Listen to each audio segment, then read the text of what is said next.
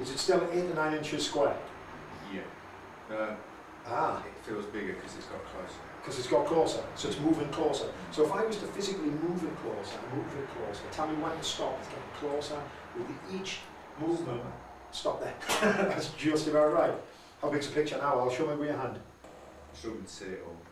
Okay, let's pull it back, Okay, I'll give you a bit more perspective on a bit of distance. Is that better when it's out there? Yeah, you know there's nothing there, it's just my fucking hand. It's higher up as well. It's higher up, it's moved up. Yeah, that's funny because I put my hand here. Rapport, it does strange unconscious things, you see. It's called influence. So as you're looking at that picture, in terms of your confidence, has it increased? Or has it gone back to normal? No, yeah, it's probably dropped a tiny bit. Okay, but you've maintained some of that extra stuff. Now, was there any auditory stuff going on in there? No. None at all. That's why I didn't ask, because I didn't think there was any auditory stuff. But ask the question. And any smells? No. Any tastes? No. No. Okay, so we've got a quick recap. One picture. Describe the size of it now. I would say it's probably about 12 inches square. 12 inches square. Okay, 12 inches. It's still square. Got a white edge around it, Al? Yes. Yeah. 3-dimensional. Yes. Colour's gone up to 7, 8. 7, 8. Is it still down in front, or has it stayed in? It's higher up. Whoa, it's up here. Oh, fucking awesome. Right, okay. It's not arm's reach away either, is it? No, It's a bit closer, yeah. And can you still see through your eyes in that image? Yes. Yeah, okay. And it's moving? Yeah. Okay, relax and open your eyes. Right. I've just taken one list there from a good thing. Right, we're going to look at stuff tomorrow where Al wants to put that confidence. There might be something he's not sure about doing, and we can give him that confidence to go ahead and do, using these sub-modalities. This is the structure of subjective experience. Subjective experience, I hear you say. All experience is subjective. Right?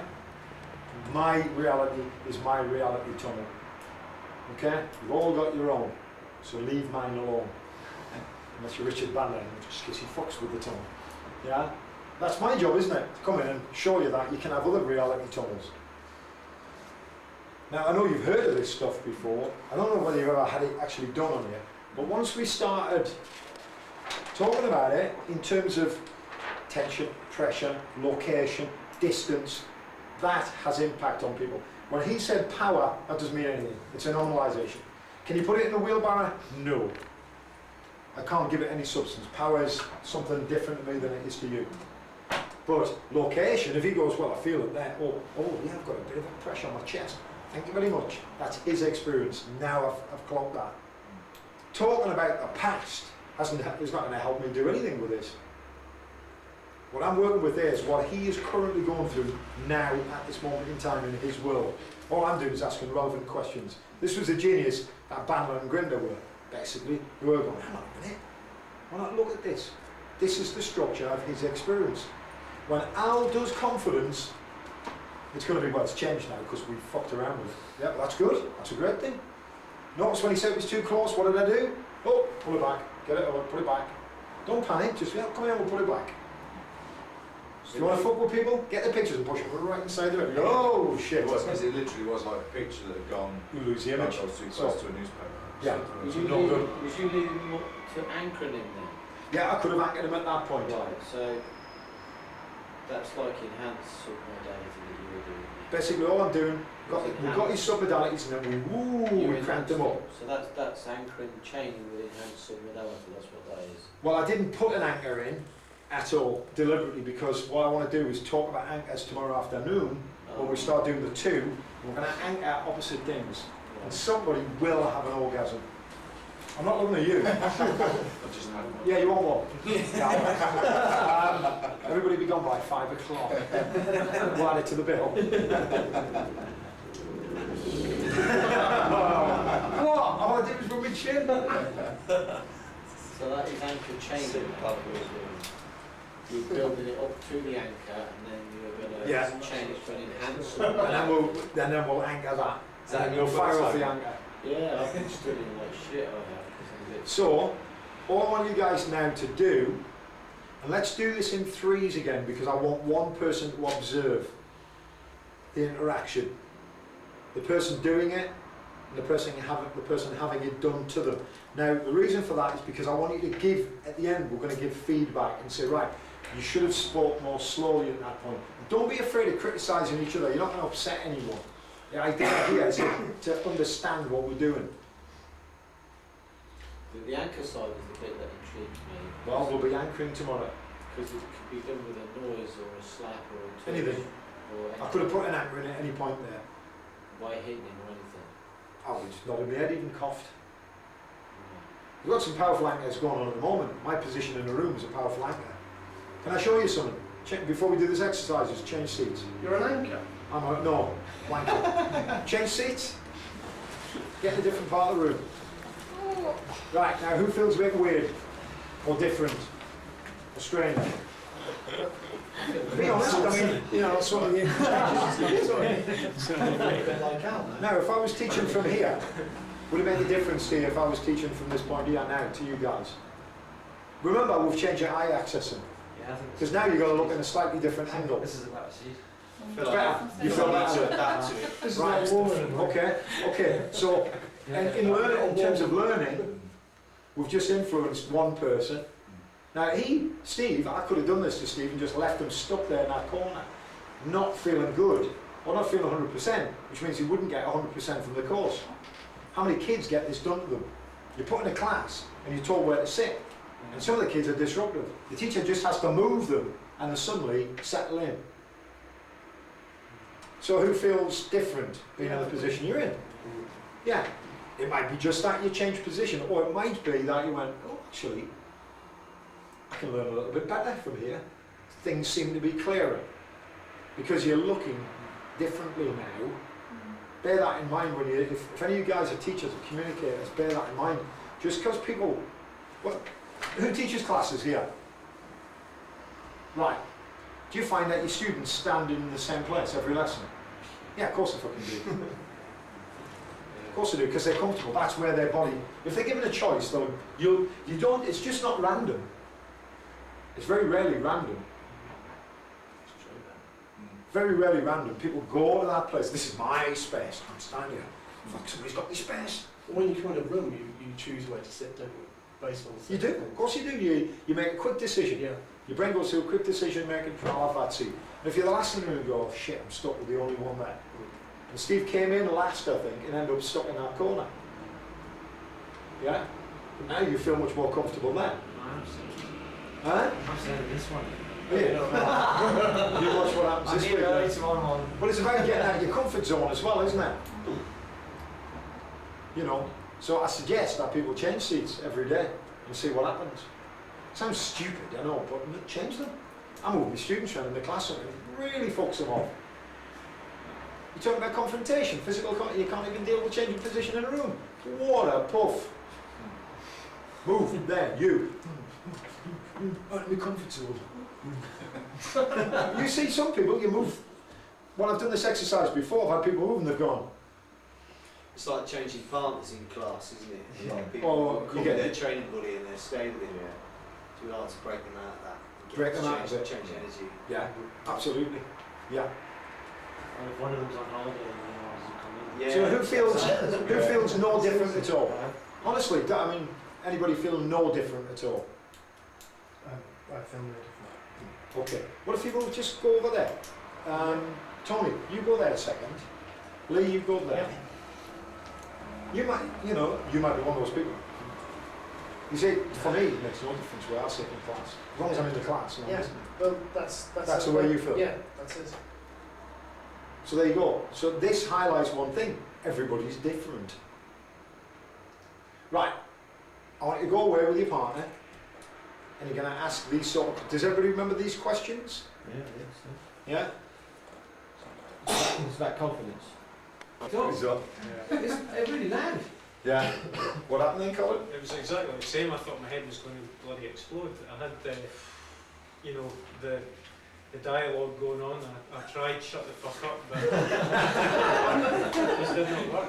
You want a Scottish It accent? took me to about 2 o'clock in the morning just to calm down. Yeah, you woke him up, didn't you? I did. Steve, come here. He's lying next to you. Steve. There's a chair over there. You can, of course you can, mate. I was in my garage training at 1 in the morning trying to shut the fuck up. Excellent. I couldn't see it. Hear the alarm, think about getting some time. Yeah. Sometimes I feel Have great. you turned this off, I Bob? snoozed it twice. Yeah, did you? Yeah, I didn't think about that. Bob, have you turned this off? I've turned it off now. Yeah. I'll come back when it's cold then. Alright, mate. What's Bob done to me? You know? I thought Mr. Wiggly will get put on bread and water if I carry on at this rate. Now, people have varied reactions from it. I mean, like I said to you guys yesterday, when I came out of Bandler's conference, it was like I literally just walked out of the bloody hotel like that. I don't know what the fuck was going on. It's My just head was like just when you're sleeping, spinning. it's bedded in, isn't it? Of course it is, absolutely. All that stuff is filtering in unconsciously, and some of the training methods that I use, Bandler taught me to do, are unconscious implants anyway. They're bedded into the speech patterns, you know, the pauses, the tonality change. Yeah. Oh yeah, yeah, they use that on everybody. Yeah. So I have so many girlfriends. You included, of course. He's well known as Mandy. I noticed that. It's Mandy, is it? I thought it was. I've seen you on the forums. Tranny trainers. I noticed Lee's got that Lacy number. feeling side. That was you. You must have seen me in the pink style. Also did. Is that Yeah, why it's yeah. pounding on your feelings? Yeah. Tony just said it's Can't pulled burn on the your image from feelings his out memory. See, today. me and Lee are getting closer Yeah. together. That was Tony. Tony's hiding there. Lee's going to get it now. In fact, he is. Poor Lee. Right. Any thoughts on, other than your head was jumbled last night? Did anybody actually... There was an interview between a presenter and a fighter, but they were remote like this. Is this on UFC? Yeah. Yeah. And he was asking questions. I was looking for the eye-axis on the fighter, but because they were remote, it didn't work as well. Right, yeah. Yeah. Did anybody notice anything with anyone? Yeah, Tony? I went just the curiosity thing. Yeah. Lee seeded a little thing in my head yesterday. We were talking about fear and how some things we don't understand. And so I went home and got a book that you told me to buy, Magic in Practice. Oh, yeah. Straight to page 21. Right. There's a page on there that explains fear and adrenaline dump, and it's in parallel to the way the animals do it. Right. That is just probably the best way I've ever seen it explained. I understand fear, but the way that explains how it's handled and dissipated, because it talks about entropy, which is engineering for me, obviously, right? Yeah. But so I gave it Lee this morning. I said, "You've got to read that. You've got to read those 2 pages." Magic in Action's a great book. Yeah, that's the book I've just given Lee. Yeah, it is good. That's the one where basically transcripts of Bandler's... Is that the transcripts of Bandler's client base? Yeah. His early stuff, yeah. That's what I gave Lee today. Yeah. Alright. Well, we had a meeting in Coventry, so I was trying. It was Oh, did you make that meeting? Yeah, I realised. yeah, no, it's cool. Yeah, it's fine. But Nick didn't in the end. But we're in negotiation with this guy, so it was perfect. That all the eye movement. I thought, right, I won't. All I'm going to focus on, I'm not going to try and overload myself. Is just look for eye movement, because when we got like a list of points to go through, and I wanted to know how the business is currently running, all that kind of stuff. And so I thought, well, at least I'll be able to find out when he's lying and when he's not. And it was bang on, absolutely bang on. But what I noticed was the fact that I'm concentrating on his eye movement meant that I was a lot more kind of just, I was more focused on what he was talking about rather than just chit chat. Yeah. I was actually paying a lot more attention to what he was saying, which was just great from a conversation point of view. And I think he obviously picked up that I'm sat there listening to him intently, and so it worked really well. Just the fact that I was being more observant in the first place made a difference. But yeah, it worked quite well. But it's a bit like, as some of you guys, this won't mean much to you, but it's a bit like hard targeting. You know, when you raise your level of awareness, people perceive you as being in control of your environment, therefore they tend not to pick on those people. So, you know, that same focus of concentration, especially in negotiations, really important, because what you get in negotiations obviously is a loss of awareness. You know, because people drift in and out of consciousness, because they get caught up in the story or whatever. I mean, I actually secured a deal years ago with HSBC, quite a big job, to take a team of their directors out to the Brecon Beacons to do a 2-day team building bonding exercise. And I got the deal purely on stories, because I realised that these guys, their focus was all split. There was a PA, there was an FD, there was an MD, Andy, who I knew. And there was this other director from HSBC, and he wanted to be involved in the meeting. And he said, "So what's this experience you keep talking about?" what's the details of it? I said, well, I can't really give details of it because it is an experience and it's going to be very much focused on the individual, but as part of the team, and I can't assess that until I've got the team with me working together, so I can determine the dynamic. He said, that sounds like a bit of fluff, like bullshit. And I went, could be. I said, I'll tell you what. I said, think back over time. I said, have you ever looked at a fire, an actual living fire? And he went like that. He went, yeah. I said, yeah, when you were a child or something like that, you went camping. He goes, yeah. I said, and feeling the coldness of the night air against your back, but the warmth of the fire licking over your body. I said, and watching the sparks going up into the dark night sky, and maybe see the odd twinkling of a star through the haze of heat from the fire, but feeling that warmth. I said, it's primeval, isn't it? And I looked and they're all going. I said, yeah. I said, well, that's the experience we're going to bring back. Those experiences that take you back through prehistory, when our ancestors sat around those types of fires. I said, it's primeval, it's built into our soul. And they're all like, I said, that's basically the experience we're going to have. And he was like, I'm sold. He actually said, I'm sold. On the strength of a fucking fire. But it's a metaphor that's very powerful. And if you paint a picture, people just get sucked into it. Because I thought, this guy's going to give me problems from a negotiation point of view. He's new to the job. The others are more or less sold. This guy's, obviously they brought him in to create, okay, let's push Bob. And I'm not going to tell you what the experience is. It'll completely destroy the whole thing, but they wanted a blow-by-blow account. And I told them an experience. And he bought into it straight away. That's hypnosis in action, basically. That's magic. That's what you would call magic. Because you're changing someone's perception of the world, which is what magic's about.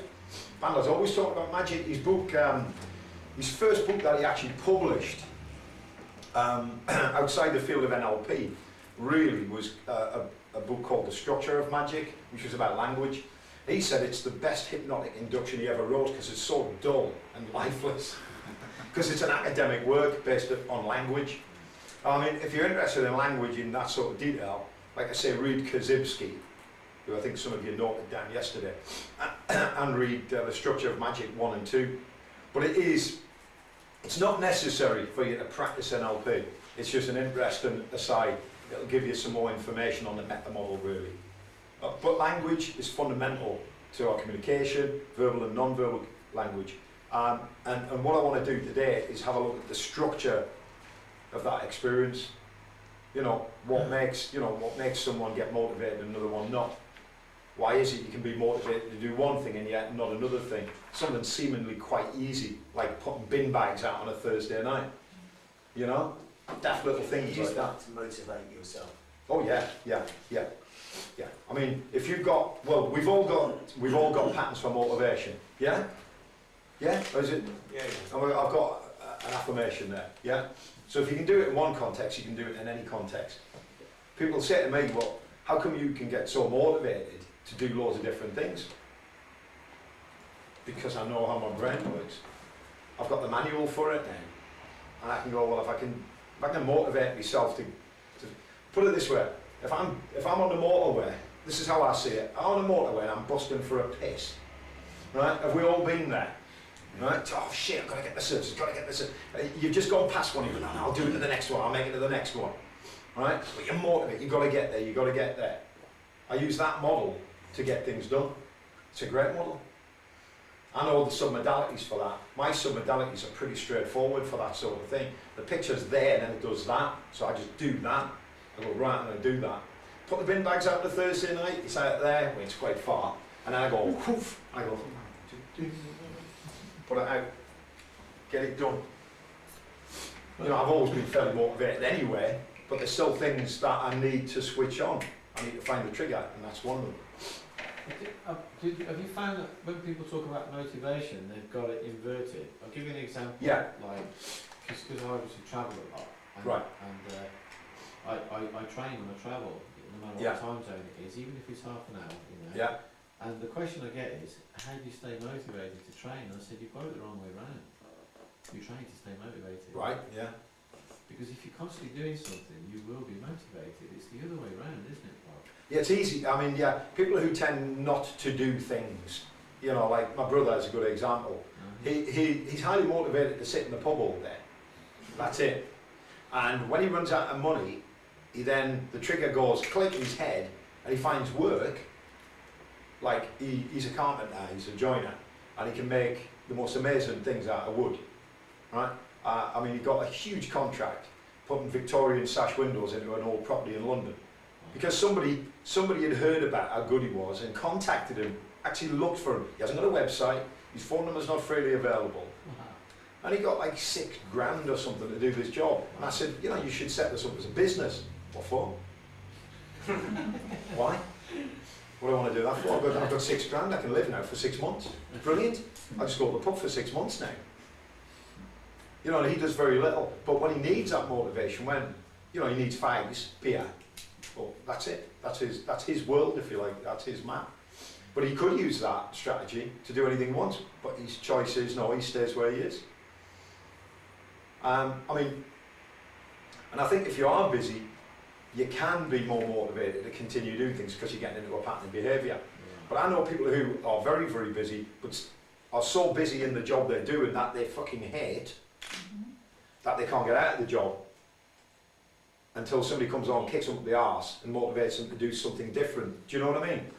Because you get stuck in that pattern of behaviour, but don't really break out of it. If you want to break out of it, you know, some people don't want to break out of it. My brother, for one example, you know, why should I say that he's wrong? He's not. Whatever he believes, he's right. But Butler says you don't have to work that hard to be successful. No, you don't. You don't have to work that hard. You have to put the time in, and then things come easily, which is what people say to me. If you're motivated, it's not work anyway, is it? Of course it's not. But you know, You're enjoying it.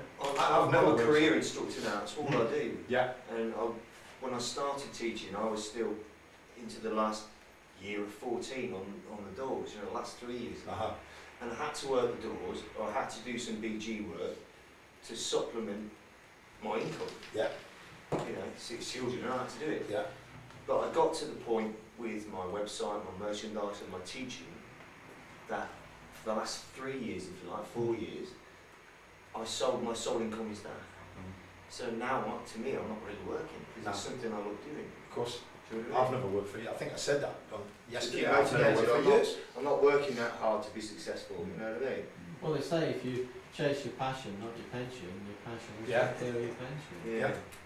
Absolutely. I mean, people say to me, well, what are you going to do about a pension when you retire? I said, retire from what? The hell do I retire from? What do you mean? I haven't even got a job. I haven't got a job. Job, J-O-B, just over broke. Do you know what I mean? It really is. To me, anyway, that's my view of it. I remember my ex-wife saying, I make money in spite of myself. She goes, you know, I don't know where the work comes in or where it comes from. And I put my wall planner up on the wall at the beginning of each year. I've just put the 2009 one up, and it's a couple of things are on it, but it's empty. And Jen, my partner, looks at it and she goes, oh God, because she's used to the traditional approach of working, you know, I haven't worked in offices all her life until she met me and she jacked the job. And she got a caravan. No, I'm working on that. I'm building a garage for it. We're all no, but the wall planner's in. She said, doesn't that scare you? I said, nah, it gets me excited. She goes, what do you mean? She goes, you're weird, you. I said, well, that's going to fill up. It does every year. Every year it fills up. And I'm an impulse buyer. I'll go, I bought a pair of boots. It cost me 90 quid for customs and excise extra. And she was going, oh my God. I went, it's only 90 quid. And she goes, but I'm going, it'll come back. And it does. I went on the internet 2 nights ago and bought a lot of shit. Right? I bought a lot of stuff. Honestly, motorbike t-shirts, stuff from the States for my bike, right? I just blew the money I had in my PayPal account, right? And then I get in last night and I've sold 4 books, 4 ebooks. Oh, the money's come back. And because I believe it's going to happen. Well, what's the problem? And you know, the worst that could happen, and I said this to Karen, the worst that can happen, I could end up on the dole. The state will look after me, and then I just start again. Yeah, it's not a big worry to me. Isn't that though partly down to your personality? I mean, no, because I was born working class. I was, you know, the same old same. You know, I was merchant navy, the army, did a drama degree, which was a big risk. And yet, from that point on, I became a sort of a risk taker. But I suppose but it's not my personality, no. because you do get people that like that kind of total sort Yeah. of boom, that's, you know Well, what I mean? you see, I 9 did to what... 5, Monday to Friday, to get panicked if you don't get that. You see, I did what my dad wanted me to do. I wanted to be a journalist, but I went to shipyards instead and became an engineer. And then finished that and went to Merchant Navy. I was married, I had a kid on the way, went to Merchant Navy. Damaged my back, did an army fitness test to prove to the Merchant Navy that actually I was fit enough to sail, to continue my career in the Merchant Navy, which I didn't particularly, I would have hated, but I would have done it, because I was a normal person and didn't want to take a risk. And passed their fitness test, and the Merchant Navy went, well, join the army, so I did. And then it was 3 years with QLR, and I got smacked in the back of the head in Northern Ireland and decided that my guys weren't watching me back, so I wanted to leave. And my boss, the Razman, the Sergeant Major, Sandy, said, I'll put you down for SFBC, Special Forces Briefing Cadre. Give that a go, just 4 days, see if you like it, which was the regiment, obviously, and I did that. And I dare say that they changed my programming, but not deliberately, because they don't have a policy of doing that. It just happens as part of your training.